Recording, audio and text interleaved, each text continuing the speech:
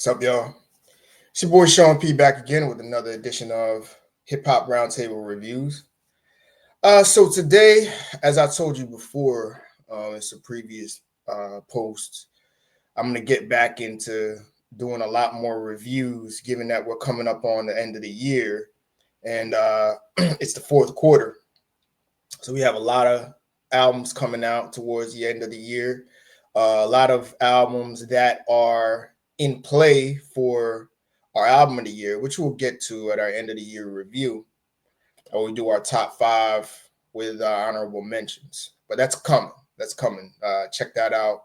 Probably looking in the December time frame. But anyway, so with a lot of albums coming out, I want to take a look at two prominent artists from prominent street rap artists from the 2010s into this decade who loom large, both Grammy nominated. I believe WestsideGunn's Grammy nominated, but definitely Freddie Gibbs.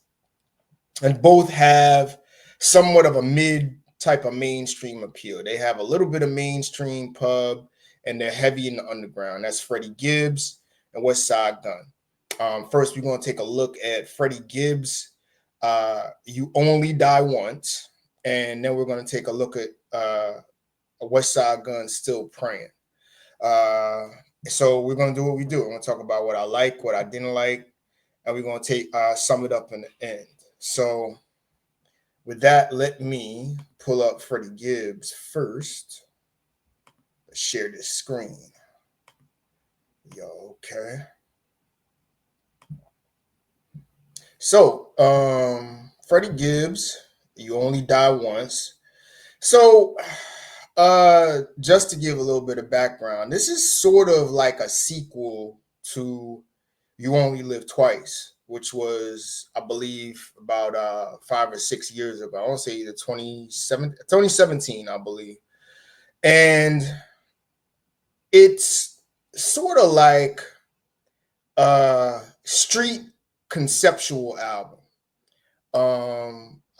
This one, it's more he's struggling with, leaving the street game, and he's being more remorseful of the gangster he used to be. And there's an interplay on this with conversations with the devil. You know what I mean? Conversations with the devil throughout the album. So he's being very remorseful about the life he used to live. And it shows like really his struggle between, am I still that dude or am I maturing? You know what I mean? And it's kind of like a contrast to You Only Live Twice, where he had Jesus on his arm. You know what I mean? Where Jesus was in his head, the good side, talking about get out of these streets. You're not that gangster. You're not, you know what I mean? Now it's like he's almost remorseful with the devil in his ear. Why did I really leave the streets? So it's like a follow-up conceptual street album to that.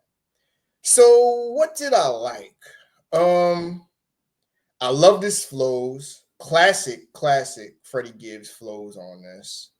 I mean, you want to talk about flows. This guy was like H2O. I mean, it's like frozen H2O on this, man. Like this man was just flowing, and he was ice cold on this one, man. Ice cold water is the best way I could describe it. I mean, I really like the flows. I liked it, but I didn't like it. I liked kind of the mellow type of beat patterns. It did take away from the energy, which I'll get to later. But I think it supported some of his best tracks because you could hear what he was saying and you could vibe. Like this is such a street vibe album that I was really digging. You know what I mean? So what tracks did I like? I like tracks like Status. I like how it started off kind of like with an eerie type of like horror movie feel. Almost felt like the beginning of the old Friday the 13th movie. A really eerie, mysterious feel. Then he just breaks right into Cosmo freestyle, which, man, he was just dancing on that beat. I mean, his flows were so sharp on there, just dancing on that beat. And he was saying slick, introspective bars too. Really, like, I love the bars on there, which was, a lot more double entendre, a lot more of a thinking man's hip hop, from a more mature perspective, as opposed to pure raw gangster rap, like he was earlier in his career. Going back to Pinata days and the ESGN album. You know what I mean? Then Wolverine, another fire track, which is smooth, and I think Brick Fees. Brick Fees might be kind of the rawest track on there. You know what I mean? But it's still kind of got a mellow vibe to it. You know what I mean? Kind of dig 30 Girlfriends, talking about, pimping and how he was a player, his player days and his struggles with women, you know what I mean? Going back and forth with, women of promiscuity, I'll just say.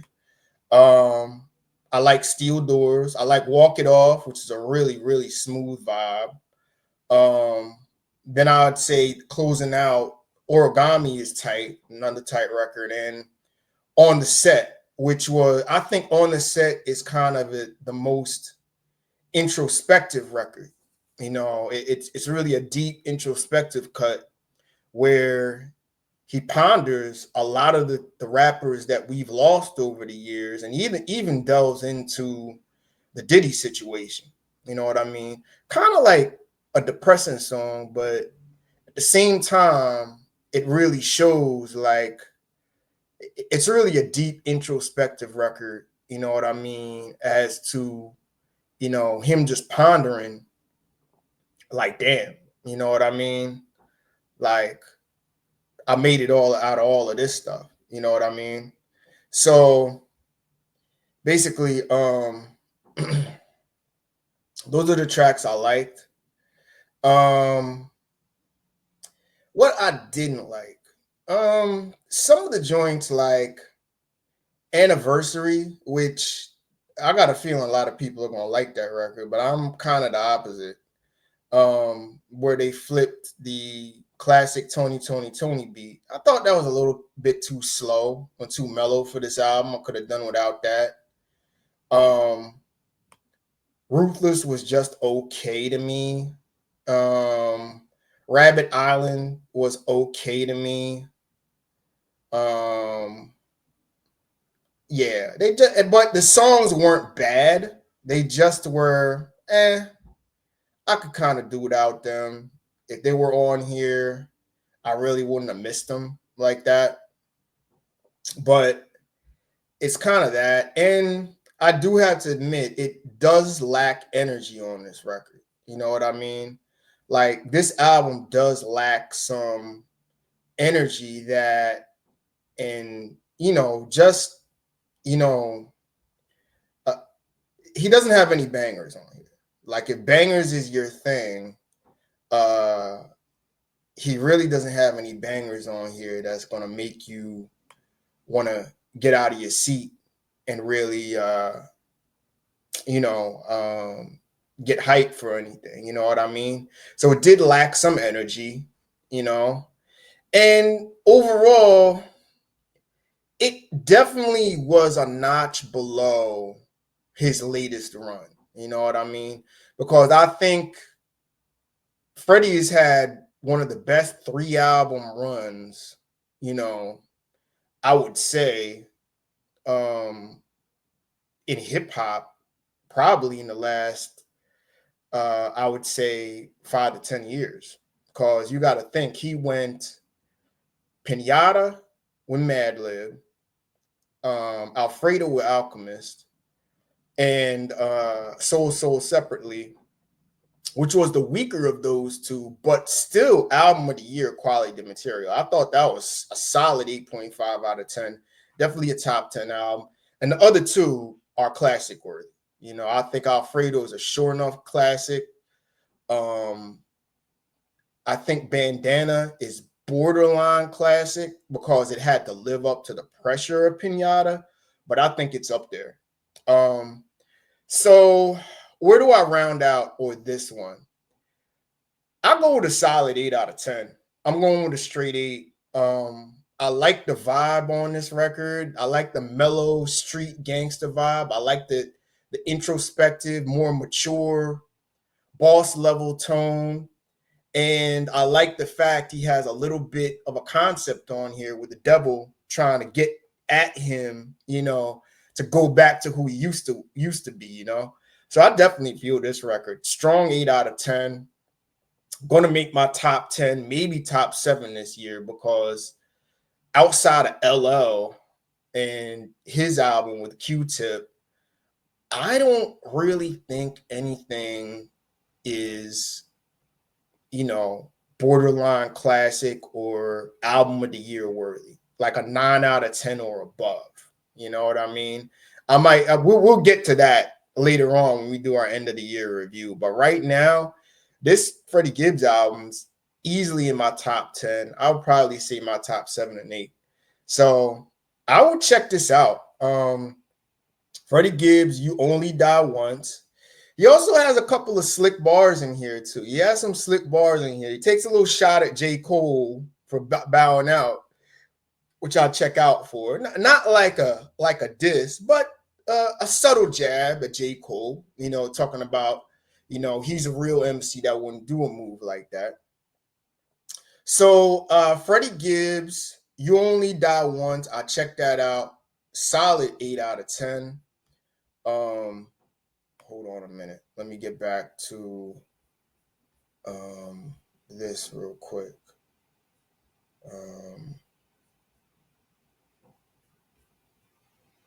Where we gonna go next? WestsideGunn. Okay. WestsideGunn. All right. So our next album we're gonna get to is WestsideGunn, Pray For Me. Or Still Praying, rather. Still Praying. And we're gonna do what we do. Talk about what we like, what we didn't like, get back to it in the end. Okay, so I like a couple of joints on here. I like Beef Bar. I like Max Caster. You know what I mean? As far as the tracks. I like Runaway Pieces of the Last Summer was tough. But I really like the features on here too. Like I like the free shots with Conway the Machine. The posse cut, Still Praying, with basically all of Griselda, from Stove God to Benny to Conway to Boldy James. They all did their thing on a really slow tempo beat. And Benny crushed it at the end. I thought Benny arguably had the best verse. Underground King with Rome Streets. I also fuck with that one too. And I would say Beef Bar too. I definitely fuck with that. So overall, see, this is going to sound like I'm contradicting myself, because what I like kind of contradicts with what I didn't like. It has a real gritty 1994 type of feel to it. It feels like a doo-wop mixtape. That's how gritty this thing is. All right. Feels like a straight doo-wop mixtape. The beats are mad simple. Doom, doom, doom, doom, doom, doom, doom, doom, doom. I mean, if you're looking for diversity in production, you will be bored on this album. But it did bring back the nostalgic feel from the 90s era. You know what I mean? I mean, this feels like, MOP's first album. Like, seriously, you could go back literally 30 years with this thing. But I think it works for You know what I mean? WestsideGunn on here, Well, I mean, let's be honest. Lyrically, you're not going to get much. You might get some slick phrases here and there, but I gotta admit, he was pretty good on this. He was kind of decent as far as rapping. Like as far as pure rapping and him, it's probably the best I've heard him. Where West Side Gun goes for a little bit, but after a while, he just wears on you. It's just like, all right, dude. Because his voice and his mic presence is so annoying with that voice. But he was all right on here. He was cool. You know what I mean?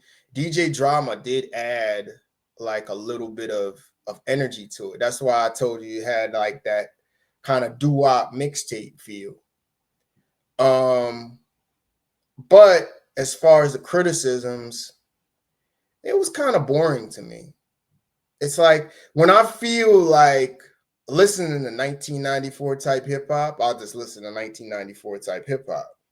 I'll go back and pull up, you know, uh I don't know, like a Mike Geronimo album or, who else? J. Rue the Damager or something like that when I'm in that mode. But I think at the same time, this album recreates that feel with modern lyrical East Coast street rappers today. So I like how he recreated it, but it's still boring. You're kind of recreating the wheel. You know what I mean? But it's not bad. You know what I mean? I think compared to his last joint, um, what was his last joint again that he put out a couple years ago? That was terrible, man. I'm gonna be honest with you. Like the one that he had, we're gonna get to it. And then you pray for me was awful. That was awful because that was all over the place. He didn't know if he wanted to be trap. He didn't want to be, if he wanted to be East Coast lyrical street hip hop. He didn't know if he wanted to be introspective, whatever. And Pray for Paris to me was dope, but it was not what people made it out to be. This is kind of more of the simplistic style of those albums, but I think this one works the best. I think it works on this album. Dark, gritty feel. Like it almost feels like you got to listen to this album on an overcast, rainy day to really get the feel of it, in the wintertime.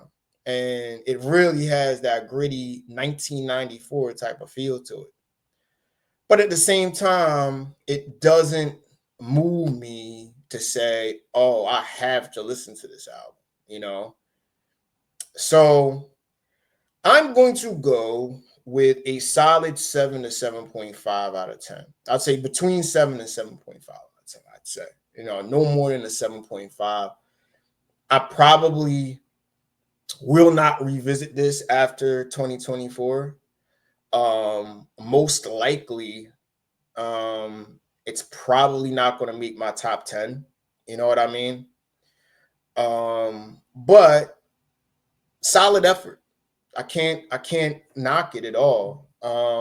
And to sum it up, you know what I mean, as we get back to the year in hip hop, the underground to kind of mid-mainstream guys like from the Rock Marcianos to Ransoms to Conway the Machine to of course Freddie, 38 Special, Benny the Butcher.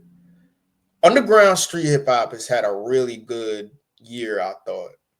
But the weird thing about it is I don't think anybody has put anything out that's classic or like there's no Alfredo.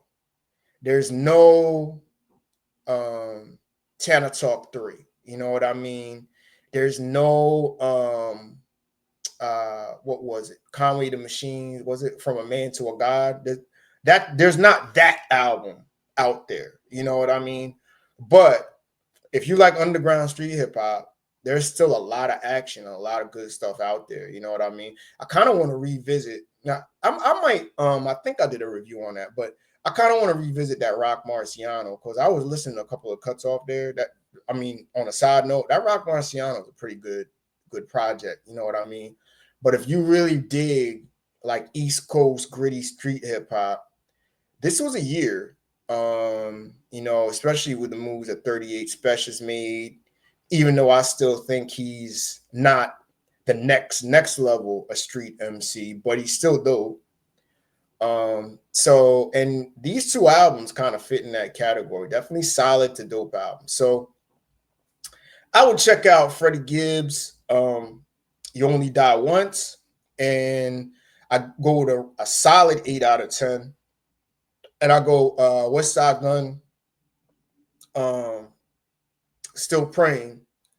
I go with a 7 to 7.5 out of 10. So check those albums out. I will be back with some more topics and reviews coming up. And I hope y'all are getting ready to enjoy your weekend. So have a nice afternoon, and I'll talk to y'all soon. All right. Peace.